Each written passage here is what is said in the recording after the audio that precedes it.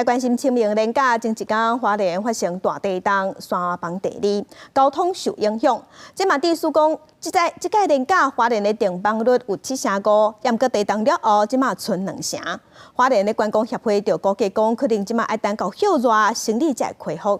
另外，伫花莲隔壁的台东，生理嘛受影响。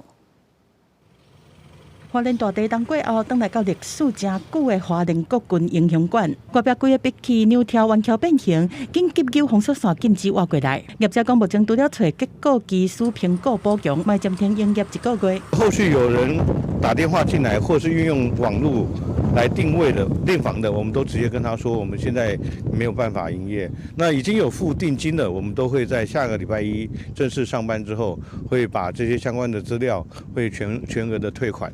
另外一边，就伫出去的天龙城大楼边，这间旅馆虽然建筑结构无受损，但是同款来暂停营业。一个是安全考虑，搁来是原本清明连假订房率有7成5，即摆落个干那剩2成到2成5。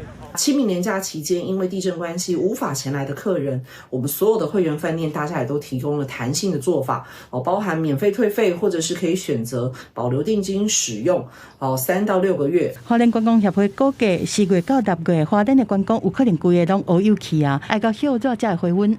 不过，正我花莲的台东观光嘛受到真大的影响，有名的景点撇拢大多。清明连假游客煞无偌济，咖啡餐车和收费停车场的业者拢在等人客来。租车的业者讲，退订的电话是接不了。很多旅行社本来是连假要来这边骑车的，昨天取消了5组客人，少了300多个游客，影响非常的大，至少影响了5、6成的生意。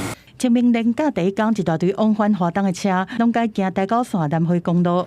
屏东的枋寮分局是紧急南下调拨车道来营运。根据统计，要去花东的台九线南回公路到初时下晡4点，车流量到14833台，和过年比是增加要2成。记者综合报道。